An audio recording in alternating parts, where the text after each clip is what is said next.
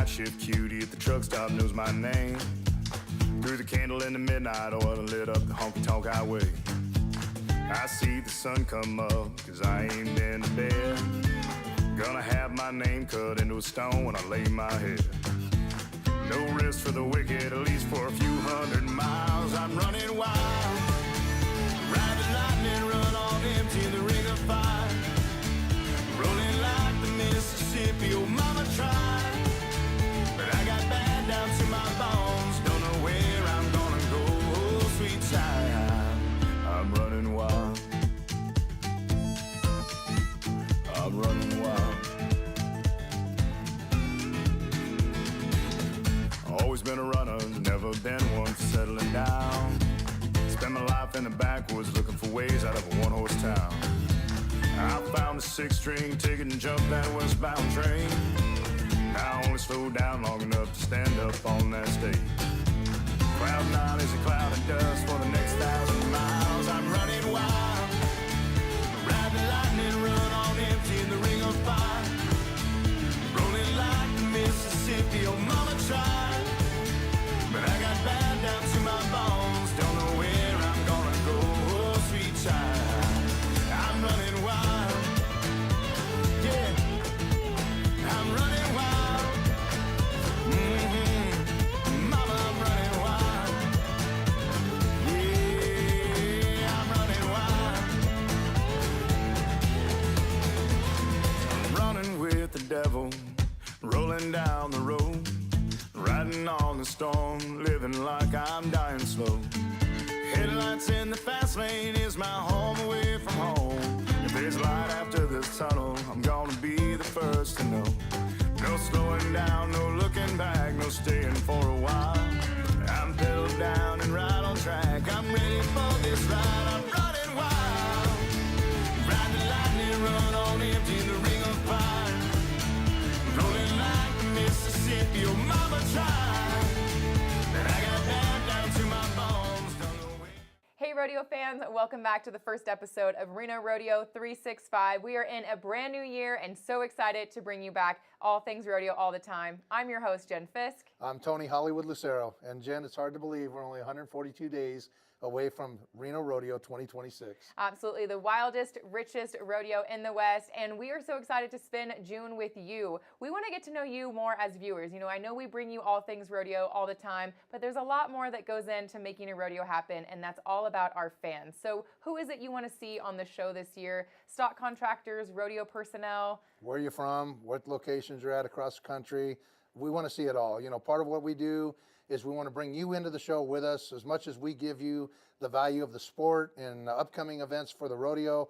You know, we want to get that feedback from you so that we can be a little more informative of what you want to hear and what you want to see. Absolutely. Comment down below where you're watching from, who you want to see, and we will do our very best to bring them on Reno Rodeo 365 this year. Tony, who would you want to see on the show? Who's your dream guest? You know, the barrel racers are just so intriguing because I don't know. It's just I think the barrel racers in the breakaway because they're in some cases I think they're underlooked. And you know, one of our guests today that we're bringing on is going to be a fabulous guest to have on here in the breakaway, Yeah. and I'm excited to share that with them. And I'll let you do the intro for her as far as who we're bringing. Absolutely, but I'd love to talk to a PRCA judge. I find it fascinating, the information and knowledge they have to have about every single rodeo event, but while remaining completely unbiased, and I think it'd be very interesting to pick their brain, though could be controversial. A retired judge would be fine too. Yeah. And that's where we're at. You know, it doesn't have to necessarily be a contestant that you're wanting to see. Yeah.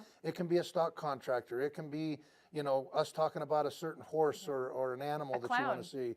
Bullfighters, yeah. I mean, so we encourage you, bring it to us because that's what we want to bring to you. Absolutely. Speaking of guests, you teased a little bit, we've got a breakaway roper coming on, but not just any breakaway roper. This is a cowgirl who is very familiar to the Reno Rodeo. Tony, she is a two-time back-to-back reigning Reno Rodeo champion and current world champion in the breakaway roping. Yes. What do you got to say about Taylor? Taylor Munzel, she's coming on with us to do a show. We spoke with her earlier, the poor thing. They're sitting in that big storm in Texas right now that's getting hit, and they're saying it's going to be like 2021 where they're going to lose power. So she's trying to batten down the hatches, but she was able to give us a little bit of time today, and we hope you enjoy the episode with her. Yeah, I'm looking forward to talking to her because I talked with her mom a lot down in Las Vegas as all the changes were happening from the finals being moved from Vegas to Texas. And so her mom was really excited for her, and then to be able to catch up with her after the fact and taking home that world title, well, you'll see for it yourself. Check out this interview with Taylor right after this message from our sponsors. Welcome to Reno.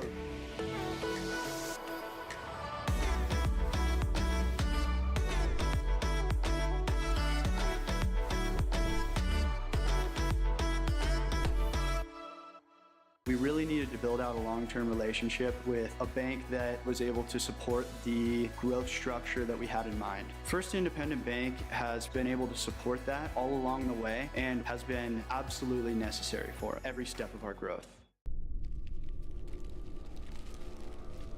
Keep it dirty. Get outside. Join the movement, a proud sponsor of the Reno Rodeo.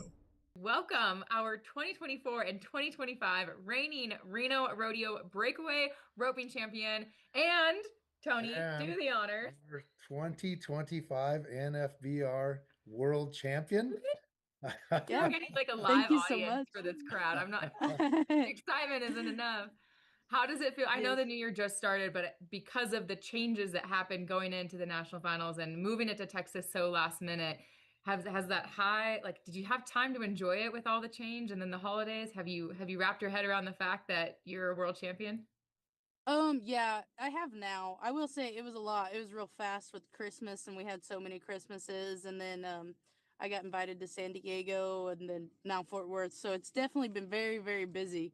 But yeah, I mean, I've wrapped my head around it, but at the end of the day, the New Year's already started, so you don't get to celebrate it for too long, because really the New Year for us started before I even won the world. So Yeah.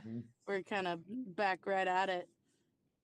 And you set a regular season's earning record last year with close to $200,000. So having set that, and then, like you mentioned, rolling right into the new year, really before finals happen, where does it, like, there's so many highs, so many celebratory moments, but how do you separate that mindset by just staying true to the sport and what your skills are when it comes to, having so many events back to back? Yeah, it is hard. It's honestly like here the last few months, it's almost been like rodeo and in the summer, kind of similarities to it. Other than in the summer, maybe things aren't, every single thing you attend isn't super big like it has been here for us the last few weeks with times, and then FBR, and then San Diego, and then Fort Worth, and then my circuit finals next weekend. Like, those are all places you want to capitalize. And it's a little tricky, like when you don't capitalize, to, reset your mind on such a short notice. But I mean, this is my fifth year. This was my fifth NFBR. So I've had a little bit of practice, and that is one thing I feel like I've gotten better at, is my mindset and being able to like readjust my mindset without maybe getting to run as many practice kevs or go home or do some of the stuff I would do if I could and had the time in between them. But also, I did have a great year last year, but there was a lot of things I think I could have capitalized on better. So I still have a lot of things to look forward to this year that I think I can even have a better year than I had last year. Sure. Yeah, and you kind of touched on a few things there that I was going to ask about. Is roping in my past, not at your level, but nonetheless, we had to be on our game to go to that next one coming down the road, whether it's San Diego or wherever. And you got to re-click, like you're saying. But what's kind of the typical day for you in the run of the season? I know you're traveling, but that practice time, because I know for me, it was keeping the horses legged up. It was dummy roping. It was, people just assume, Taylor goes out there and just does this, and there's a lot to that, but there's a lot behind the scenes that I think takes place. And maybe run us through kind of your typical regimen when you're prepping, with legging the horses, how often, the dummy roping, and the time, because there's a lot of time that goes into that to make sure your game's on point. Yeah, there is a lot of time that goes into it. I mean, when we're in the heat of things and you aren't getting to make a lot of practice runs, when you do get a practice, it is 100% for your horse. When you're making more rodeo runs and practice runs, it's important to make sure your horse is working good, scoring sharp, running all the way to the calf. So I really, on my good ones, that's like the main focus on them. And then anything I need improvement wise on the horse, I'm just worried about being sharp with my rope and my loop. And then as far as like going to practicing as being fast or anything, I do that all on the dummy. And I have some drills I use on the dummy that help me when I'm like gaining fast on calves, controlling my tip, making sure I'm still like there's a I am actually directing my rope where I want it to go and not just being numb minded as I'm roping. Right now, I've been traveling a lot, but I've been by myself and not going a long way. So I've had my good horse, and then I've had two a new horse and then a younger horse with me that I have been able to. I have a ton of friends in Texas. I've roped at Larry D's house and Jackie's house, and now I'm at Samantha Fulton's house. So I've been getting to make some runs. Same thing though, on the good horse, it's solely making sure he's working good because I've obviously been riding him at all the places I'm gone. So in between, just focusing on him working good. And then I do have the other two horses. I can make some practice runs for me, which is nice. That is a huge benefit to this time of the year is getting to have kind of other horses around to make practice runs on versus in the summer when all you got along is good horses. Absolutely. Yeah, and it's like they told me most of my gains are on the ground. You know, Yeah. when I'm getting most of my gains and my perfection is just like you said is on the ground. And the horses are, we talk about that a lot as the horse athletes, and they've already got their game down. We just got to keep them in condition. When we get on their Yeah. back, we got to have our game and our mindset, right? Yeah, and it's super important to like know the horse you're riding and figure out what works for them because I ride several different horses and I rodeo on them throughout the year and they are all very different as far as what they need in the practice pen or what they don't need in the practice pen and what I need to do on them. They're all very different horses on that. The sorrel horse I won the world on, that horse needs a lot. He needs to stay tired but not making runs. Like he Mhm. doesn't need to make a bunch of runs to make him tired, but the runs you make, you need to be very like make sure he's doing everything very right from the box to the kef. I don't stop him very often, but pin roping on him is like the perfect thing for him. That really helps him the most of anything is to pin rope on him and still not stopping him. But he takes a lot of more riding. Um, Monster and Ray, the yellow and the bay that I ride, they're both older and they just get a lot of straight line, long trotting and loping, usually Yep. riding one pony and the other. And then Ray, before I take him somewhere, he will need a few practice runs a few days in a row to kind of get sharp again. But Monster, he loves it. I could ride in cold turkey and he'd work good. Usually he's getting older, so I've been trying to rope on him when I'm home about once a week just to keep his legs in his wind. But it's like 2 or 3 calves and then he's done. I mean, he Mhm. won't ever go anywhere where he runs more calves than that in one day again, probably. So, it's just knowing your horses and knowing what they need. And I think it's hard. That was a hard thing to learn, to not make every run for myself because that's what we want to Yes. do. Absolutely. And that was the same thing, you make a couple of runs and you'd miss per se, and it's like they're still done because the horse Yeah, did his job. Yeah. Even though yeah, I didn't do my job, that means I got to go back to the ground. yeah, yeah. That's when you go rope the dummy for Yes. sure. You talk And that's about another needing thing. Yeah, Go I was gonna ahead. say you talk about needing to know the horse that you're on. So you were in Texas and you're now then San Diego last weekend, now back in Fort Worth. So going back and forth, do you see, do your horses feel that fatigue of travel and the toll that traveling takes, or are they pretty good when it comes to those transitions? Obviously, San Diego weather is a little bit warmer than what you're experiencing in Texas right now. So when it comes to those transition and knowing your horse, what is it that you notice in them or even prepare for to keep them at their best, performance level? Yeah, I mean, I do. I kind of go I definitely maybe I go the extra step or maybe too many extra steps as far as trying to keep my horses feeling good. Part of why the sorrel horse needs so much conditioning is because he's on such a high energy feeding program with supplements. And like, I do try to make sure I would rather have one feeling good and have a lot of energy that I have to like bring them down than one that I'm like asking for more from. This horse, I'm usually asking for less. Yeah. But he's the one I rode at San Diego, and he's 13. He's in his prime. Sorry, he just turned 14. But so he takes it very well. San Diego, he come back. He got 2 days off or one day off, and then they ponied him for me the next day because I was gone. And then the third day, I roped a couple on him, and he was fresh already. So Nice. he handles it very well. But I will say in the summertime when they're just getting on and off the trailer and they're going a lot further than what the one trip to San Diego was, it is hard on them, and that's when I like to have them pretty juiced up at the beginning of the year, because by the end of the summer they're usually pretty tired. Yeah, I can imagine. Backtracking to now, the finals, just real fast. It had a rough start with the two qualifying times in the first 5 rounds. Not only was there a dramatic pivot from Vegas to Texas to Fort Worth in such a short amount of time with everything going on, EHV won. How did that mental state when it came to the transition of just the location?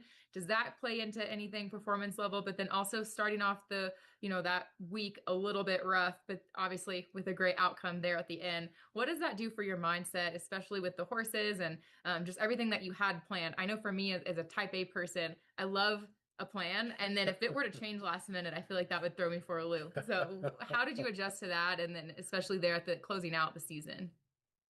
I will say at the very beginning of everything going on, I got pretty frustrated with it because we were like so prepared, and like I was leaving within a couple days, and then they canceled our circuit finals, and I was supposed to rope there and then leave and go to Arizona, and then they moved Kimes, and then they canceled the NFR, and then they didn't for a long time.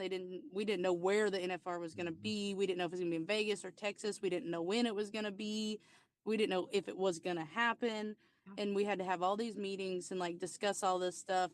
And once all that stuff got started, I was a lot better. But and my initial deal was frustrated because I'd been like, I had it all planned out. I felt good, my horses felt good, everything just seemed like it was going to be so work out great for me on like going to circuit finals, then to Arizona, give my horse a couple days of rest, Kimes, and then Vegas. And I was like super ready for that. And then once everything started changing, then it was like, I have to be ready, but I don't know when it's going to be. When it's going to So it's happen. Oh, man. hard to prepare for something that you don't know when or where or if it's even going to happen, because there was some speculation that it may not even happen, pending how bad the virus got. So, that was definitely hard and frustrating at the beginning, but I will say I had a good support system. As far as it was hard to not be able to go practice with nobody else. I had to quarantine when I practiced, so it was just me by myself on my horses, nobody else around other than shoot help and stuff like that, like stuff you don't really think about. And then also for almost a month, we didn't get to enter anything, which is kind of weird. Usually you want to be entering a little bit and like in the competitive mindset, but we went kind of cold turkey back into competing off of the longest probably I've taken off in a long time from entering anything since I started rodeoing. So there was a lot to it, but everybody was in the same boat. So, once I kind of like reminded myself, like, we're all in the same situation as far as like not really getting to go anywhere, having to quarantine, not knowing when our finals is going to be. So I was like, so I might as well just make the most of it because we're all in the same situation. And then once I had my little pity party the first day that we found out, and then I got it all lined out, and everything worked out really good. For me in the long run. I ended up having a horse that I left in Arizona after the Hondo that I planned to pick up for Vegas, and he ended up getting stuck out there for over a month. Oh, no. Thank gosh, I had really good friends that took him and took care of him and exercised him, and I rode him at Kimes, and that way I could keep the sorrel horse at home, still quarantined away from everything in case anything happened. So it all worked out. My family, friends, everybody, sponsors helped me to make sure everything was going to work out the way it needed to, no matter what way it went. Thank gosh, everything went as good as it could as far as the virus stuff was. Absolutely. There was no huge outbreaks, no bad news there. Thank the Lord for that. Yeah. And family and friends, I mean, that just having support in any capacity, but it sounds like because of the relocation and how close it is to home, that you had a pretty good turnout of family and friends support at the finals. How has that, changed since you were probably not expecting that had it been in Las Vegas as intended? Yes. So I'm honestly pretty lucky. Even in Vegas, I have a huge group of supporters that follow me out there, friends and family and sponsors. But definitely being in Fort Worth, there was quite a few more that don't normally get to come out or haven't got to come out all at the same time that all got to come. And it was super exciting. I said a couple of years ago that, I rodeo all year for myself, but once I make the finals and all them get to come and support me, they get to be a part of the success. And that's more so for like celebrating all the hard work I did all year, but also all the hard work that they put in all year helping me out. And it's kind of like we all get to celebrate that at the end of the year. And that's probably one of the most fun parts about the finals is getting to celebrate it with all the people that helped get you there. Yeah, absolutely. How I was, fun. I was with the sponsors. Was it a little different at Fort Worth? Like I know in Vegas, your time is consumed because you're commitments to be here and be there. Did you find it a little less in Fort Worth, a little time to just kind of for you to just kind of chill a little bit, or was it just as hectic? No, it was pretty hectic. It was honestly probably more hectic because in Vegas, usually we rope before we have to do all of our sponsor stuff, and then we stay and do all the sponsor stuff after because we rope before. This year, with it being in Fort Worth, everybody was at Kimes, and I didn't do any good at Kimes, so I didn't stay for the third day. So I had 2 days to get home, or a day and a half, I guess, to get back to Texas.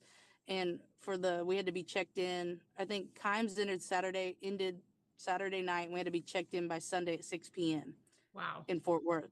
So it was like 15 hours, and that's just driving it straight through, no stopping with the pickup. So it takes you obviously longer than that with horses and a trailer.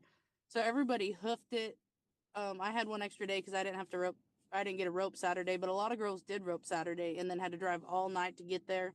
And we got there and we roped the calves through and stuff. And then the next day, we started having stuff going on.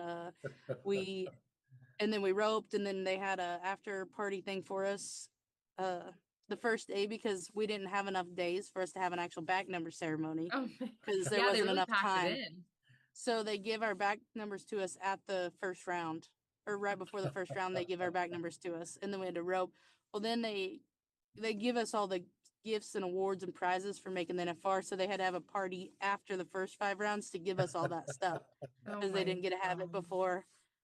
So there was a lot, kind of a lot packed into a short amount of time, but I will say it was an awesome turnout. I think it went better than probably any of them were imagining because I know it was a lot of stress and work on the people, like the higher ups that had to plan all the changes and then also actually put them into motion and make sure they got done and that it was successful. And I think it was probably, I can only assume better than what they imagined it was going to be. Well, I know the finals was hectic for you, was hectic to get started and everything, and crowned a world champion. But what's 26 look like for Taylor Munzel? Um, it looks pretty similar. Last year I kind of made it a point to try to really use the rodeos I went to, and I was like, I don't want to enter rodeos that I don't want to enter. I'm going to enter the rodeos I want to enter that I like to go to because those are the rodeos you do good at, are the ones you want to Yeah. be at. And there's just some rodeos that you just don't like and aren't your style. And so I was like, I'm just not going to go to those and get myself in a bad headspace trying to do good at a rodeo that I just don't want to be at. Very Which smart. I can't say there's very many of them that I feel that way, but there's just some that are that way for me. Yeah. But, and I feel like that worked really well for me last year. So it's definitely going to kind of be the same thing this year. I'm going to try to do the best I can at the rodeos I go to on the calves I have. I have 3 good rodeo horses. I have a young horse coming up that I'm super excited to start hauling to some rodeos this year. So I can split up my horsepower, ride the horses that kind of use the horses at the places that they're best at. Mhm. And that's also super beneficial. I've been rodeoing long enough now that when we first started rodeoing, all the guys, they knew what the arenas were like. They knew what the setups were like, the starts were like, kind of what kind of cattle were usually there. And the breakaway ropers were now just kind of figuring that out. So it's getting a little easier as far as knowing what horse to send where and, kind of what mindset you need to be in going to the rodeo instead of it. The first couple of years, it was kind of a surprise every rodeo we went to for us. Yeah, now you have a little bit of a strategy, a little bit of a Yeah. routine that you can look back and lean into. And I'm sure as the sport grows, and I even hate to say that because it's not like it ever wasn't growing, Right. but I feel like it's now getting the attention it needs because Yeah. it is competitive, and the athletes that and the women that are supporting it and putting it out there, people care, people are looking, and so I'm glad it's getting the attention that it finally needs. But then it's also, yeah, there's strategy that goes into it. There's a lot of game plan that goes in on the backside rather than just showing up and throwing a rope. I never Yeah. looked at it from that perspective, from like she's saying, being part of the PRCA run with these rodeos and doing that, the grounds. Yep. I remember hauling my daughter to high school rodeos and junior rodeos, and I remember telling her when I come home that they'd have the trailer hooked up and everything ready to go, and I'd say we're going to be in Boulder, Nevada this weekend. It's a clay ground in there. Pick which horse is going to work best in there, and that just kind of brought it back to me. Is there's a lot of truth to that because yeah. some horses do better in a deeper ground or lighter. softer ground, or they just run better on it. So the conditions do matter. So Yeah, I mean, good point. we're we first started rodeo and we were all rookies at the same time not very long ago. So, this is going to be my 6th year rodeoing, and I feel like I'm still learning things. It's crazy how many things there are to learn. I'm still learning things that I didn't know about rodeoing, but now I'm starting to feel a little bit more like I know what's going on versus kind of going into things so unexpected. I kind of know what rodeos are in what months and everything. Before, we just kind of like waited and seen which rodeos were going to have us, and we didn't really know until they opened the books. Absolutely. And now it's we kind of can have our whole year semi planned out because we know what rodeos throughout the year are going to have us, and they're generally the same time of year every year. Yeah. I do have one other question, and I know we're tying you up here and everything, but um, what's your thought or opinion? We had a lot of people that missed you guys at the NFR this year, and it's raised a lot of talk about the breakaway being part of the NFR performance. Is there any talk about that with the WPRA and PRCA about possibly incorporating that into the future here? You guys being part of the perfs, the 10 perfs? I honestly, it's so hard because you ask, between it's so many different people that are involved in it. But like when you talk to somebody with Las Vegas events, they kind of like put it off on somebody else. And you talk to somebody at PRCA and they kind of put it off on somebody else. And you talk to somebody at WPRA and they kind of, and it's hard to know which way that it needs to go to get it go in the right direction. And sometimes you can push forward and it could get more pushed back. And it's hard to know what way to go. I know that I'm excited with where we're going. The new contract and everything, I hope helps us maybe grow the breakaway a little bit. We need to get more money at it. Is kind of obviously to rope in the Thomas and Mack is a dream, and to get to rope every night for 10 days. But right now we need to really worry about getting where we're roping for a little more money Right. before we get to because right now we don't rope for enough money to rope for 10 days straight. Gotcha. But Gotcha. obviously, if we were to get added in at Vegas to all 10 days, I think the money would go up as well. And that's a dream. And I hope it happens in my career. But as long as the sport keeps going forward, looking back on my career, I didn't actually start breakaway rope until I went to college. And then I didn't rodeo or nothing really like competitively seriously with the breakaway until like 2019. So it's easy for me to look back in just the last 6 or 7 years and see how much it's grown and kind of how fast it's grown. So I am happy with like the steps forward we're making, and hopefully we just keep moving forward, and then eventually we are included in all 10 rounds of the NFR, whether that be in the Thomas and Mack or they move it to a bigger venue in the future. Yeah, absolutely. Well, to put a bow on it, as our reigning world champion, can you leave us with either the best piece of advice that you've ever been given or something that you hang on to that just keeps your head on straight for the season for those tuning in and kicking off their own rodeo season? Oh, yeah. So advice, I got a couple of them. The big deal is like practice like you compete. So like mentally, like you need to be mentally putting yourself through it in the practice pin. And that's not necessarily making competitive runs, but like mentally making yourself do the things, see the start, make sure you're roping them sharp. Like don't be, I call it being numb-minded. And a lot of people are that way in the practice pin where they just make reps and they think it does them good. You have to actually like have it in your mind what you're doing and what you're working on. And then obviously like a huge deal for me is your faith. A lot of people ask about getting nervous at competitions, and it's you breathe in faith and breathe out fear. And I tell myself that if I feel myself getting nervous, and that helps me tremendously in like feeling confident because I've practiced for this. So why would I not feel like I'm prepared for it? Absolutely. I love that so much. And I think those apply to just everyday life too, in and out of Yes, the arena. yeah. But everyday life for sure. Like if you go in it with a good mindset, then you're probably going to have a better day than if you woke up, a little groggy on the wrong side of the bed. Oh, for sure. Yeah, that is a huge deal. I mean, you just kind of have to, you feel yourself getting upset, or negative. It's pretty easy to get yourself out of that mindset as long as you don't let yourself go too far down the rabbit hole. So as soon as you catch it, get onto yourself, correct it. And the more you do that, the easier it gets. Yeah. Well, thank you so much for your time. We appreciate it always. We already are looking forward to seeing you back in June. But in the meantime, stay safe in that winter storm that's coming through. And Yes. hunker down if you need to. But Reno is a big fan, and we're looking forward to having you back. Thank you, Taylor. Well, thank you. Yeah, I can't wait to be back. It's All a little right. warmer here too in the summer. Stay warm and Yeah. stay warm and be safe. Yes, thank you guys. All right, we'll talk to you later. Thank you so much. Yeah, thank Bye. you. Bye. Beyond the glow of the arena lights is a place that will elevate your rodeo nights. Don your finest chapeau and raise your glass in a venue that can only be described as Western first class. America is celebrating 250 years. The Dock Bar is the best place to revel and have a few beers. In 2026, we are looking for new partners. The title sponsor owns the room, but that is not all that it garners. Branding, publicity, and exposure to thousands, the Dock Bar is the place that always brings crowds in. Or for something you can hold in the palm of your hand. On top of each table goes your name, logo, and brand. Sponsor live music so the fun does not stop. The room is electric.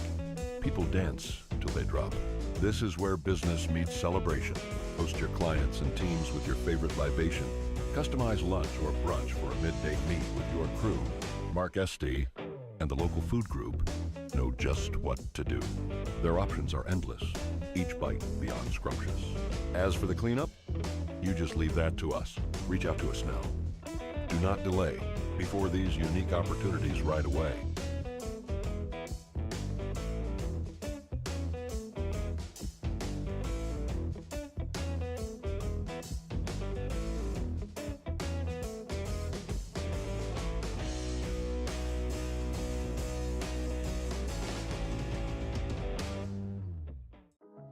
A power line is more than a power line. It's maintaining the bottom line for small businesses. It's keeping the assembly line moving for our workforce. For our brightest minds, it's meeting a deadline. It's on the front line with our heroes. And on the sidelines of the biggest games. It's a direct line to our loved ones. And it's a lifeline for the most vulnerable. There's a lot on the line.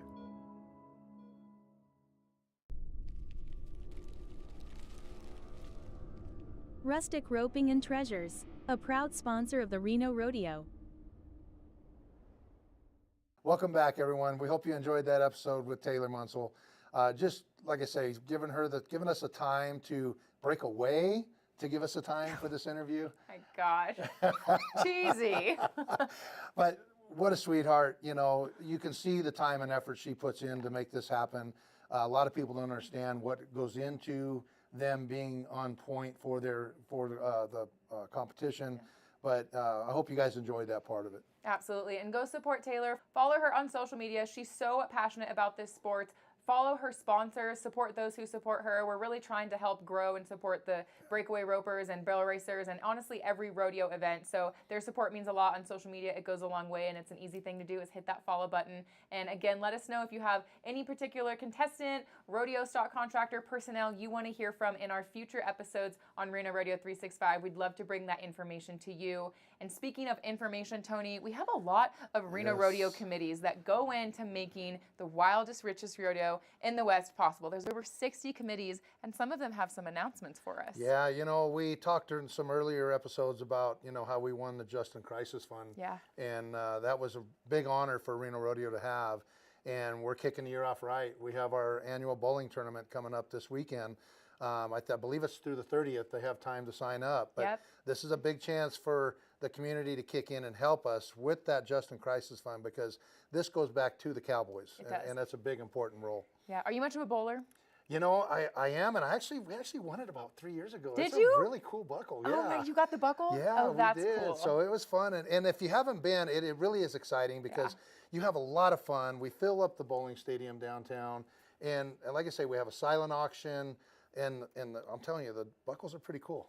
That's and they had a walk-on team win a few years ago, but I think you mentioned the 30th. I do believe you can still sign up to be either a sponsor or a participating team up until the 30th. So just a few more days to go. You may not get a t-shirt or your name on the t-shirt, but it's all about the experience, and you could be the walk-on team that takes home the buckle because it is really cool. It is I'm not cool. a bowler, but yeah. I'll support those who do it.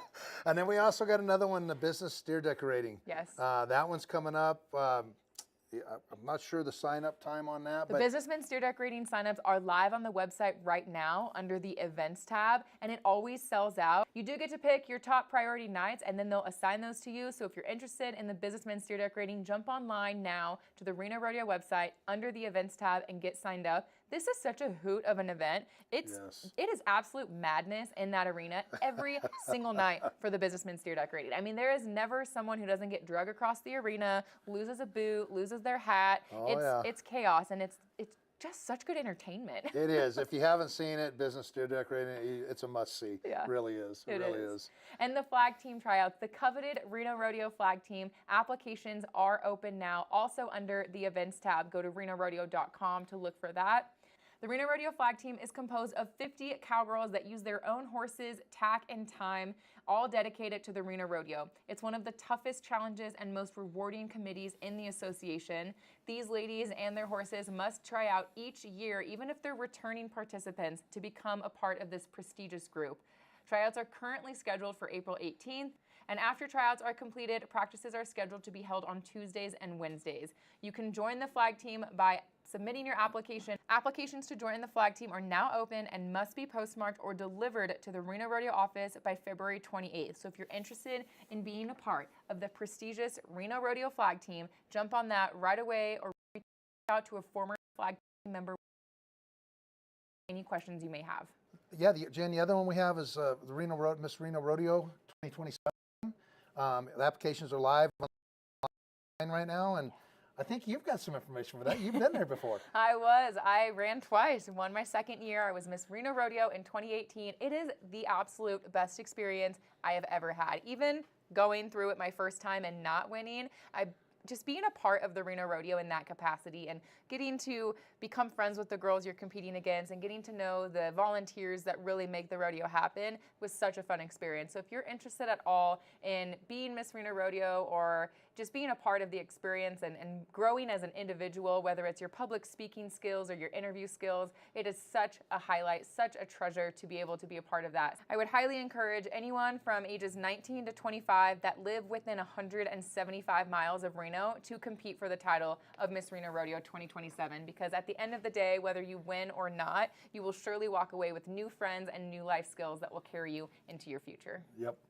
And we also have the new Reno Rodeo 2026 buckles that are out, along with jewelry and merchandise. You know, Valentine's Day is coming up. We got birthdays. If you haven't seen them, Mr. Sutton did a great job on designing this buckle this year for the rodeo.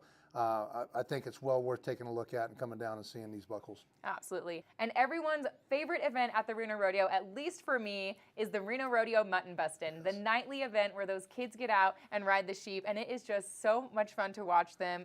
Although we'd love to have everyone be a part of it, it is a lottery system, and that lottery opens up this weekend on February 1st, and it actually stays open for 5 days. So you don't have to sign up right on day one, but you do need to make sure you register your child in the lottery by February 5th, and then the lottery will be drawn that following week. So any day in these next couple weeks, you can find out if your kid is going to be chosen as one of the mutton busters at the Reno Rodeo. So jump on that lottery, set your alarms for February 1st. You've got 5 days to get the application in, and it's such a good time. It is, and for those of you that aren't familiar with it, you know, that used to be a first call, first serve type thing. And unfortunately, a lot of people got left out. Is why we went over this is our second or third year we went to the lottery system. And it gives everybody opportunity to get in so that you're not having to sit on that phone at that exact minute to try to get that call through. So, like Jen said, we got 5 days, the 1st through the 5th, ending the 5th, the following week that'll be drawn, and good luck. We'd love to see your kids there. Everybody talks about, what's your favorite event? Mutton busting. The mutton busting, naturally.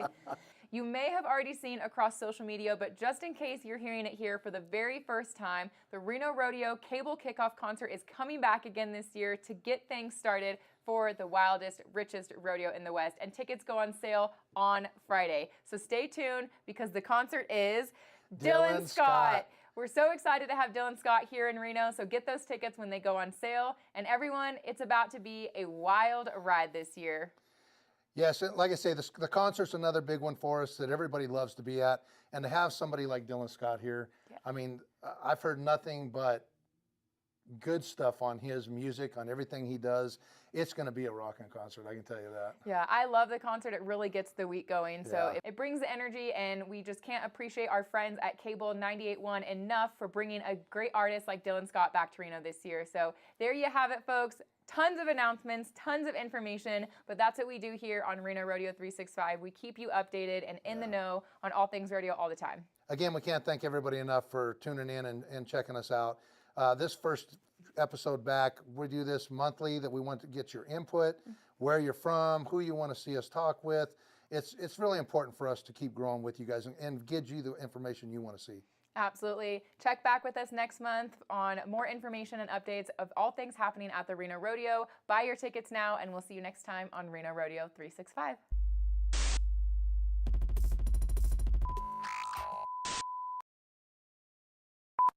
And I don't want to give too much information, so make sure you cut part of this out. Okay, hang on.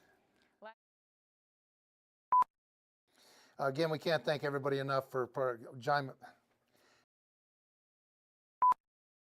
There you go. I didn't know you didn't.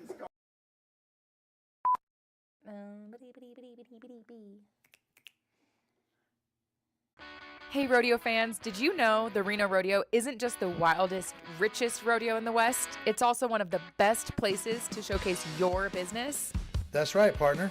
Whether it's on Facebook, YouTube, TikTok, or even the big arena screens, we've got sponsorship opportunities that keep your brand front and center. First up, Reno Rodeo 365, our monthly online talk show that keeps fans connected all year long. Every episode brings in 15 to 20,000 loyal viewers. That's 15 to 20,000 chances for your logo, your message, and your brand to be in the middle of the rodeo action. And during the 10 days of the Reno Rodeo, we go big. 5 live shows a day. Sunrise, midday, Live at 5, Viva El Rodeo, and the Winners Show. Each one is packed with updates, interviews, and highlights. And every single one is a chance to spotlight you as a sponsor. Want commercials? We've got 30 and 15-second spots. Want your logo on screen? We can do that. Lower thirds, tickers, even step and repeat backdrops behind the host. How about stingers? Those quick sponsor shout-outs that play before videos? Yep, we've got those too. Or maybe product placement, giveaways.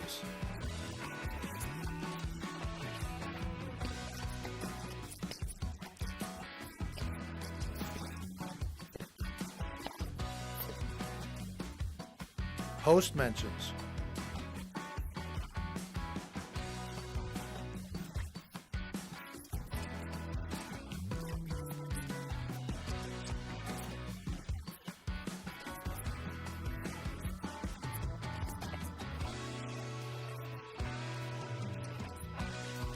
Or even feature sponsored segments.